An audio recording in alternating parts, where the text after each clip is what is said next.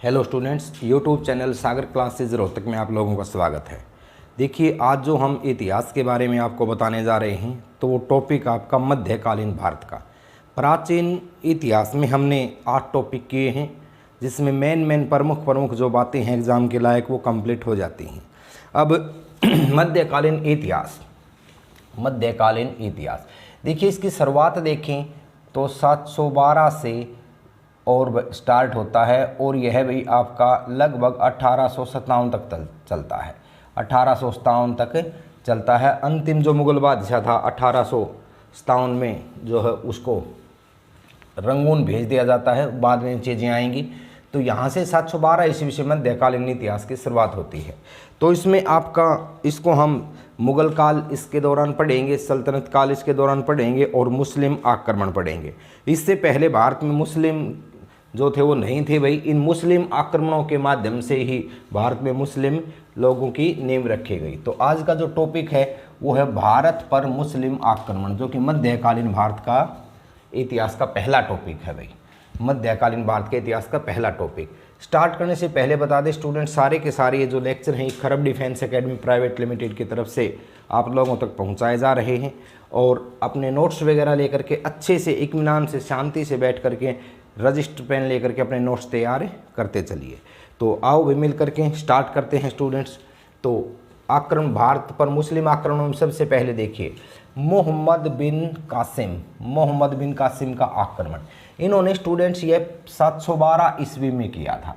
मोहम्मद बिन कासिम ने आक्रमण कब किया? 712 ईस्वी में इन्होंने यह आक्रमण किया था। और यहाँ ध्यान रहे यह है पहला अरबी मुस्लिम आक्रमण था।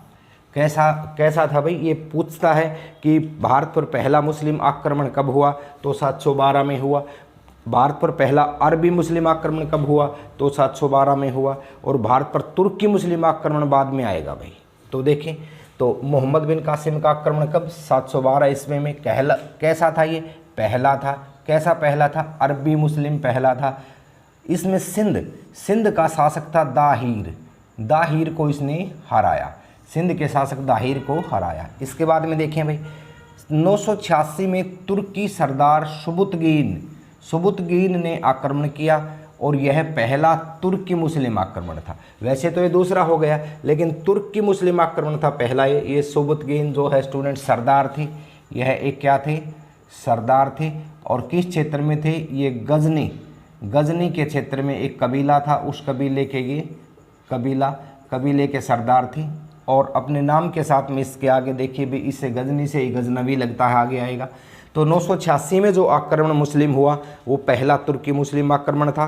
712 में जो आक्रमण हुआ वो पहला अरबी मुस्लिम आक्रमण था। 712 में इन्होंने किसको हराया था? इन्होंने राजा दाहिर को हराया था। अब देखिए भी महमूद गजनी ये स्टूडेंट्स इसका सुबुतगीन का पुत्र था। सुबुतगीन का पुत्र। और यह 997 ईस्वी में गद्दी पर बैठा था। कब बैठा था? 900। इसके पिता की मृत्यु के बाद में यह कबीले का सरदार बना था। तो इन्होंने देखिए भारत पर 17 बार आक्रमण किया भाई। मोस्ट इंपोर्टेंट है, कितनी बार आक्रमण किया? 17 बार इन्होंने भारत पर आक्रमण किया। यह सुबुतगीन का पुत्र था। 997 ईस्वी में यह गजनी का सरदार बना। उपाधि, इसकी जो उपाधि थी स्टूडेंट्स, बगदाद के खलीफा द्वारा इसको 2 उपाधियां दी गई थी, एग्जाम में आ जाती हैं। तो एक तो यमीन उद्दौला, इसकी उपाधि कौन सी थी? यमीन उद्दौला। एक यमीन उल मिल्लाह और यमीन उद्दौला, इसकी 2 उपाधियां थी। इसने स्टूडेंट्स वे 17 बार आक्रमण किए, जिसमें 4-5 आक्रमण जो हैं वो फेमस हैं, परीक्षाओं में वो पूछे जाते हैं। तो पहला देखिए वे हिंद की प्रथम लड़ाई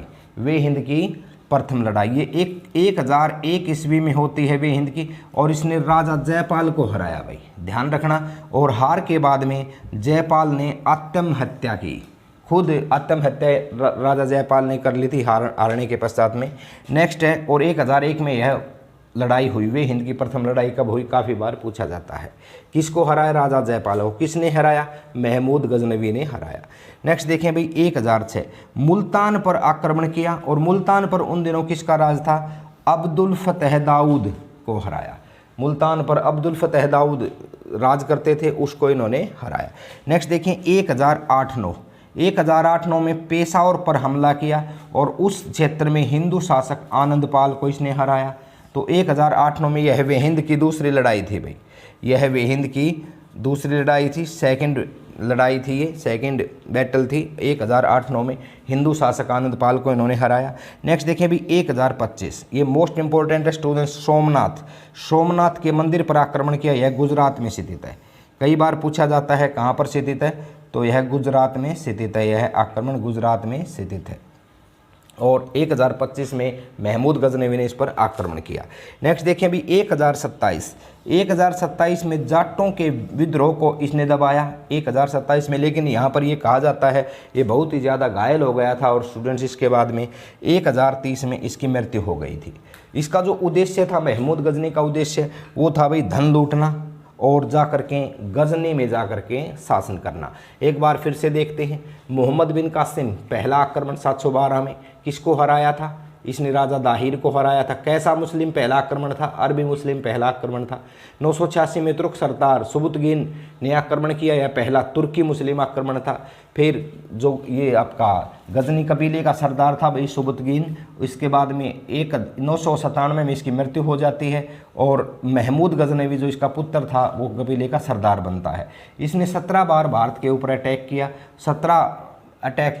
17 आक्रमण किए और उनमें से स्टूडेंट्स इसके वे हिंद की प्रथम लड़ाई, वे हिंद की दूसरी लड़ाई, मुल्तान पर आक्रमण, सोमनाथ के मंदिर पर आक्रमण, जाटों को विद्रोह को दबाना और 1030 में इसकी मृत्यु हो जाती है। उपाधियां भी इसकी ध्यान में रखनी है। उद्देश्य धन लूटना, यहाँ पर इसके बारे में कहा गया है स्टूडेंट्स यह आंधी की तरह से आता था, तूफान की तरह से जाता था, ये इसके बारे में कहा गया है।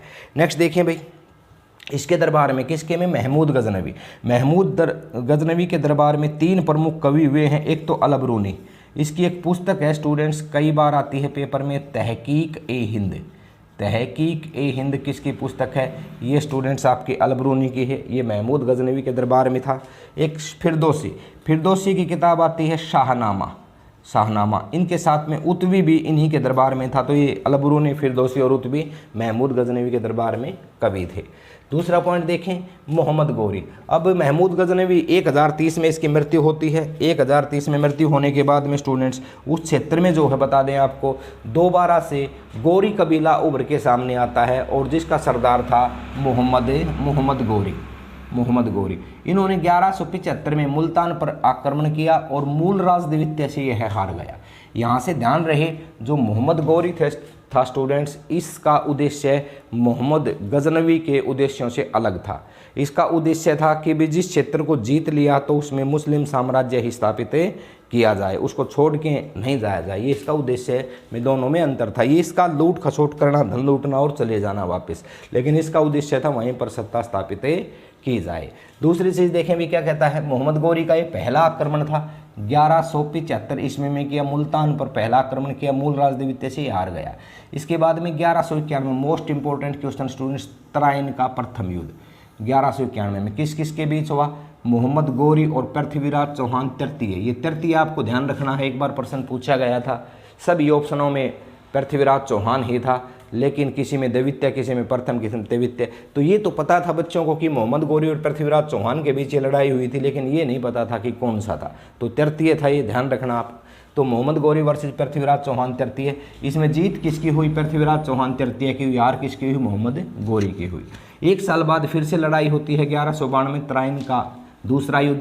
इसमें वही स्टूडेंट्स लड़ाई करने वाले योद्धा हैं मोहम्मद गौरी और पृथ्वीराज चौहान तृतीय। इस बार परिणाम जो है बिल्कुल अपोजिट रहते हैं, पृथ्वीराज चौहान तृतीय हार जाते हैं और मोहम्मद गौरी जीत जाता है। इसके बाद में पृथ्वीराज चौहान का दरबारी कवि भी कई बार पूछता है स्टूडेंट्स, चंद्रबरदाई ये दरबारी कवि थे और इनकी पुस्तक है पृथ्वीराज रासो। काफ़ी बार पूछी गई है कि पृथ्वीराज रासो किसकी पुस्तक है, चंद्रबरदाई की यह पुस्तक है।